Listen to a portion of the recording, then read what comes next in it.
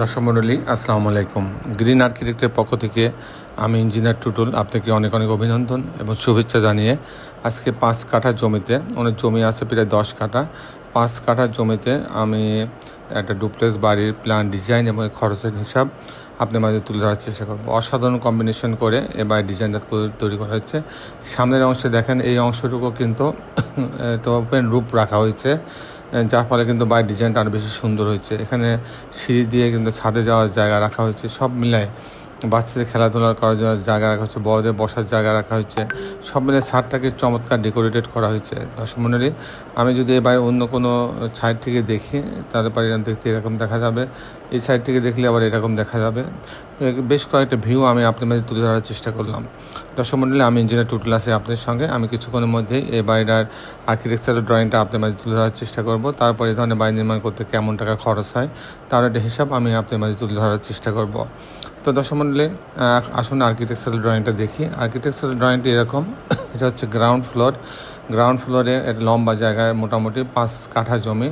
তো এই অংশ দিয়ে এন্ট্রেন্স করবে, ঢোকার পরে সিঁড়ি ওঠার পরে একটা লবি পাবে, যেখানে একটু ওয়েট করবে, ওয়েট করার পরে কিন্তু ড্রয়িং রুমে যাইতে পারবে। তো এখানে একটা ড্রয়িং রুম আছে আলাদা, এটা লিভিং রুম হিসেবে ব্যবহার হচ্ছে। 28 ফিট 10 ইঞ্চি বাই 16 ফিট, অনেক বড় একটা জায়গা। আবার এখানে একটা এক্সট্রা জায়গা আছে, এখানে একটা ছোট একটা লিফট রাখা আছে, এটা একটা ডাইনিং রাখা হয়েছে, ডাইনিংয়ের পাশে ফ্যামিলি লিভিং রাখা আছে। এখানে একটা কমন টয়লেট রাখা আছে, এখানে একটা বেডরুম রাখা হয়েছে, এই বেডরুমের সঙ্গে টয়লেট অ্যাটাচ করা হয়েছে। এখানে একটা কমন টয়লেট রাখা আছে, এখানে একটা বেডরুম আছে, এই বেডরুমের সঙ্গে একটা টয়লেট রাখা আছে এবং একটা বারান্দা রাখা আছে। আর এখানে আর একটা বেডরুম কিচেন রাখা হয়েছে, যেহেতু এখানে ডাইনিং আছে, এখানে কিচেন রাখা আছে অনেক বড়। এবং বাইরের দিকে গিয়ে বাইরে নিচে নেমে বাইরের যে অতিরিক্ত জায়গা আছে সেখানেও কিন্তু একটা কিচেন রাখার প্রভিশন রাখা হয়েছে।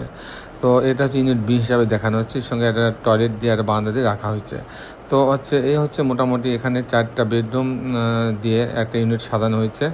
আর পরের তলাতে আরও 5টা, মোট 9টা বেডরুম দেওয়া হয়েছে। তো আমি যদি পরের তলাতে চলে যাই, আমি যদি এটা দেখাই আপনাদেরকে যে ফার্স্ট ফ্লোরটা কীভাবে সাজানো হয়েছে। এটা হচ্ছে ফার্স্ট ফ্লোর, এখানে 1 2 3 4 5 6, 1 2 3 4 5 6টা বেডরুম দেওয়া হয়েছে। 6টা বেডরুম মানে এখানে 6টা বেডরুম। আর আপনার হচ্ছে গ্রাউন্ড ফ্লোরে 4টা বেডরুম দেওয়া আছে, 6 4 10টা বেডরুম দিয়ে সাজানো হয়েছে। তো দর্শক মণ্ডলী, এখানে এই ডুপ্লেক্সের সিঁড়ি দিয়ে এই লবিতে আসবে, ফ্যামিলি লিভিংয়ে আসবে।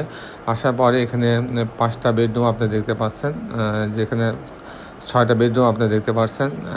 এছাড়াও এখানে বড় একটা ফ্যামিলি লিভিং আছে, প্রায় 37 ফিট 5 ইঞ্চি বাই 23 ফিট 1 ইঞ্চি। তো অনেক বড় জায়গা নিয়ে এটা করা। এখানে লিফটের পজিশন রাখা হয়েছে। আর আমি যেটা বললাম, দোতলাতে গিয়ে পুরো জায়গার ছাদটাকে ওপেন রুপ রাখা হয়েছে, যাতে এখানে ঘোরাফেরা করতে পারে, এখানে এই জায়গাটাকে যারা এনজয় করতে পারে সেজন্য এটা রাখা হয়েছে।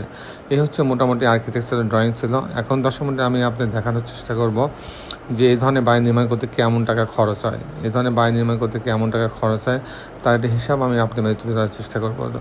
দর্শক মণ্ডলী, আমি যদি এই বাড়িটা যদি স্ট্রাকচার ডিজাইনটা করি, আর্কিটেকচার যদি শুধু ফ্রেম স্ট্রাকচারটা করি, গ্রাউন্ড ফ্লোর, ফাউন্ডেশন এবং ফার্স্ট ফ্লোর শুধু স্ট্রাকচার দাঁড় করায়, তাহলে আমার 75 লক্ষ টাকা খরচ হবে। আর যদি আমি এই বাড়িটা যদি আমি কমপ্লিট করতে চাই, তাহলে আমার 3000 টাকা স্কোয়ার ফিট খরচ হবে, প্রতি তালাতে প্রতি স্কোয়ার ফিটে 3000 টাকা খরচ হবে। দর্শক মণ্ডলী, এই ছিল মোটামুটি আজকে আমার উপস্থাপনা। আপনার যারা দেশে এবং দেশের বাইরে আমার এই ভিডিওটি দেখলেন, সবাইকে আমি আমার প্রতিষ্ঠান গ্রিন আর্কিটেক্টের পক্ষ থেকে অনেক অনেক অভিনন্দন এবং ধন্যবাদ জানাচ্ছি। দর্শক মণ্ডলী, শেষের বেলা একটি কথা, আসলে আমরা সবাই আমাদের এই সুন্দর পৃথিবীটাকে সুন্দর রাখার জন্য অন্তপক্ষে একটি করে গাছ লাগাই। সবাই ভালো থাকবেন, আল্লাহ হাফেজ।